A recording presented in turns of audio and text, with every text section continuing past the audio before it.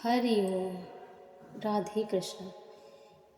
आज मैं आपको एक सच्ची भक्ति की कहानी सुनाऊंगी। कहानी अच्छी लगी तो लाइक करें और अपनों के साथ शेयर करें। कृष्णनगर के पास एक गांव में एक ब्राह्मण रहते थे। वे ब्राह्मण पुरोहिती का काम करते थे। एक दिन यजमान के यहाँ पूजा कराकर घर लौटते समय उन्होंने रास्ते में देखा कि एक मालिन साग वाली एक ओर बैठी साग बेच रही थी। उसके पास बड़ी भीड़ लगी थी। कोई साग तुलवा रहा था तो कोई मोल भाव कर रहा था। पंडित जी रोज उसी रास्ते से जाते हुए साग वाली को देखते थे। एक दिन किसी जान पहचान के आदमी के साग को खरीदते देखकर वे वहीं पर खड़े हो गए। उन्होंने देखा साग वाले के पास एक ही पत्थर का बाँट है। उसी से वह 5 सेर वाले को 5 सेर तौल रही है और 1 सेर वाले को 1 सेर तौल रही है। एक ही बाँट से सब तौलों में समान काम दे रहा था। पंडित जी को ये देखकर बड़ा ही आश्चर्य हुआ। उन्होंने साग वाले से पूछा, तुम इस एक ही पत्थर के बाँट से कैसे सबको तौल देती हो? क्या सबका वजन ठीक बैठता है? वहीं पर खड़े पंडित जी के परिचित व्यक्ति ने कहा, हाँ पंडित जी, यह बड़े ही अचरज की बात है। हम लोगों ने कई बार इससे लिए हुए साग को दूसरी जगह तौलकर आजमाया है, पूरा वजन सही उतरा।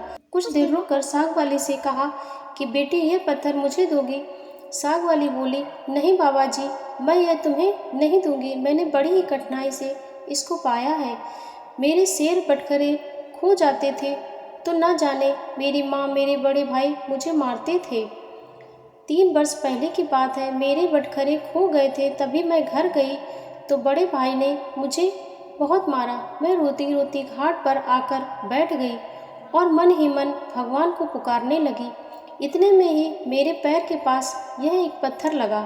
मैंने इसको उठाकर ठाकुर जी से कहा कि महाराज, मैं तौलना नहीं जानती हूँ, आप ऐसी कृपा करें इससे ही सारे तौल हो जाए। बस तब से मैं इसे ही रखती हूँ।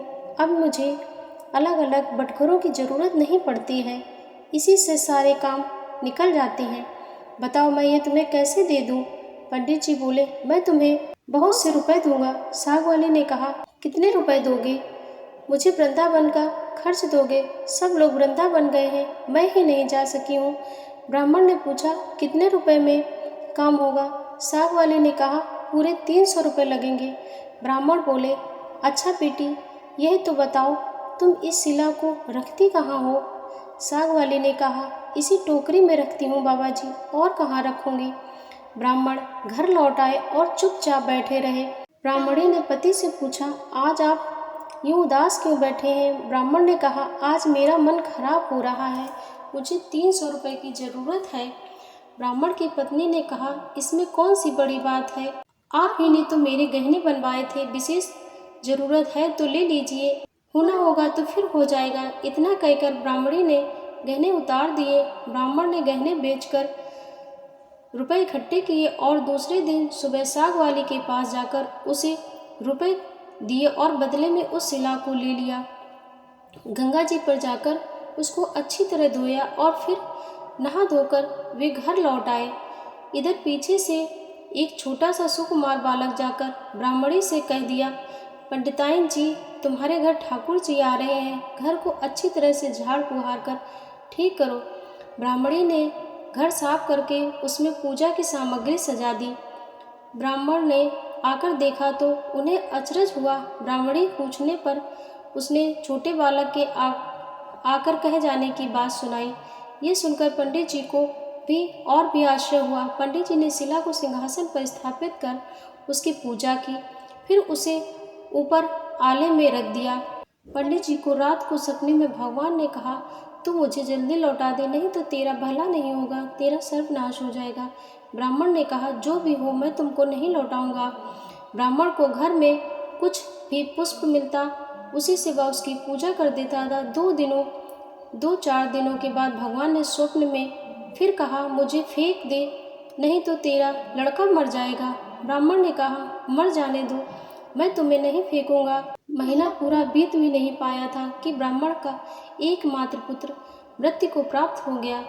कुछ दिनों बाद वह फिर स्वप्न हुआ, अब मुझे वापस दे दे, नहीं तो तेरी लड़की मर जाएगी। दृढ़ निश्चय ब्राह्मण ने पहले वाला ही जवाब दिया। कुछ दिनों पश्चात लड़की भी मर गई। फिर कहा कि अब की बार तेरी स्त्री मर जाएगी। ब्राह्मण ने इसका वही उत्तर दिया। अब स्त्री भी मर गई। इतने में ब्राह्मण अटल रहा। लोगों ने समझा कि यह पागल हो गया है। कुछ दिन बीतने पर स्वप्न में फिर कहा, देख अभी भी मान जा, मुझे लौटा दे, नहीं तो 7 दिनों में तेरे सिर पर बिजली गिरेगी। ब्राह्मण बोले, गिरने दो, मैं तुम्हें उस साग वाली की गंदी टोकरी में नहीं रखने का प्रण कर रखा हूँ।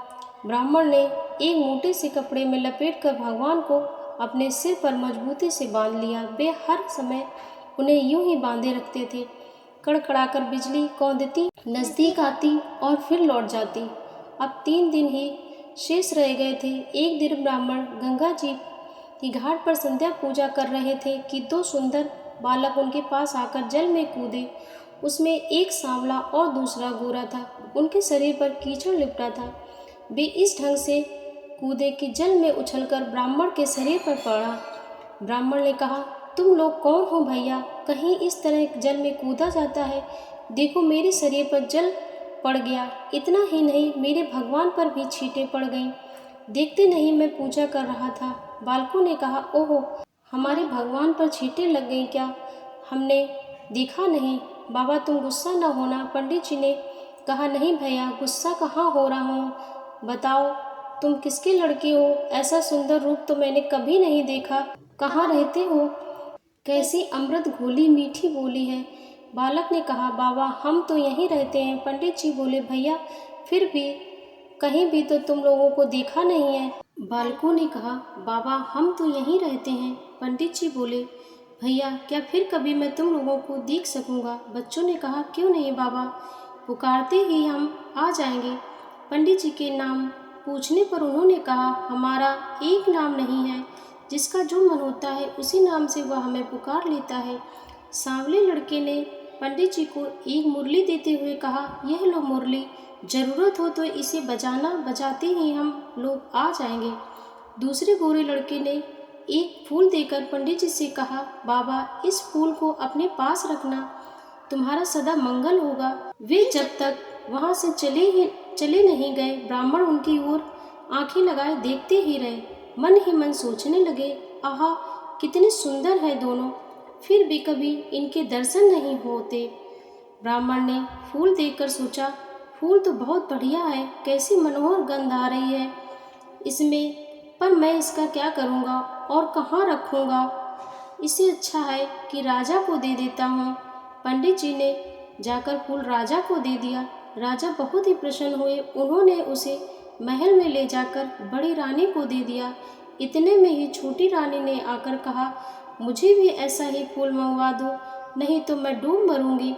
राजा ने दरबार में आए सिपाहियों को उसी समय पंडित जी को खोजने भेजा। सिपाहियों ने ढूंढते ढूंढते जाकर देखा, ब्राह्मण देवता सिर पर सिला बांधे पेड़ की छाया में बैठे गुनगुना रहे थे। वे उनको राजा के पास लिवा लाए। राजा ने कहा, महाराज वैसा ही फूल और चाहिए। पंडित जी बोले, राजा मेरे पास तो एक ही फूल था, पर देखिए मैं चेष्टा करता हूँ।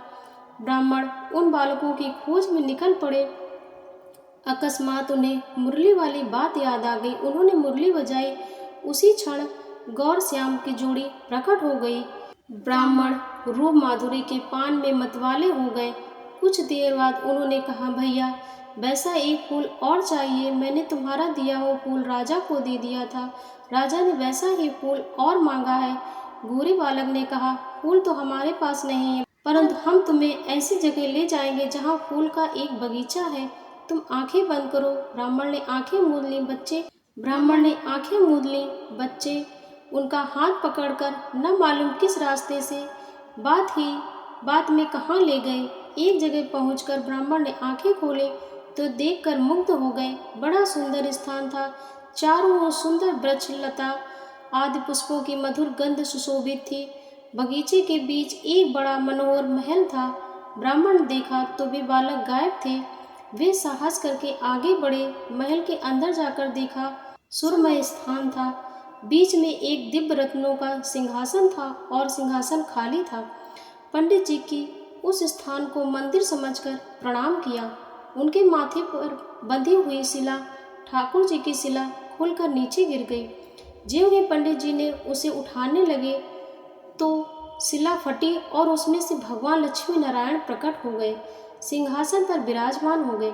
भगवान नारायण ने मुस्कुराते हुए ब्राह्मण से कहा, तुमको कितने दुख दिए परंतु तुम अटल रहे। दुख पाने पर भी तुमने हमें नहीं छोड़ा, इसलिए तुम्हें सशरीर यहाँ ले आए हैं। जो भक्त स्त्री पुत्र गुरुजन प्राण धन इन लोग और परलोक छोड़कर हमारी शरण में आ जाते हैं, भला उन्हें हम कैसे छोड़ सकते हैं। इधर देखो, ये खड़ी है तुम्हारी धर्म पत्नी, तुम्हारी कन्या और तुम्हारा पुत्र, ये भी मुझे प्रणाम कर रहे हैं। तुम सबको मेरी प्राप्ति हो गई है, तुम्हारी एक ही दृढ़ता से सारा परिवार मुक्त हो गया है। दोस्तों, कैसी लगी ये वीडियो कमेंट में ज़रूर बताएं। अच्छी लगी हो तो लाइक करें और अपनों के साथ शेयर करें।